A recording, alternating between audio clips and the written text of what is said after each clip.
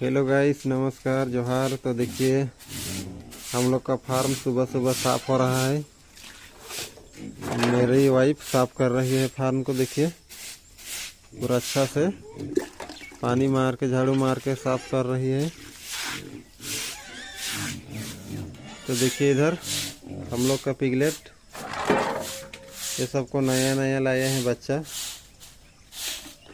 हो रहा है, हम लोग इसको 6 तारीख को लाए हैं। आज हो गया 14 तारीख। तो देखिए आप लोग बताइए कमेंट करके कैसा है पिग, कितना कितना केजी का होगा आप लोग बताइएगा।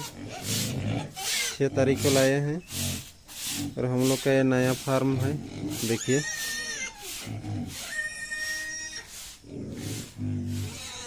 चार पीस लाए हैं।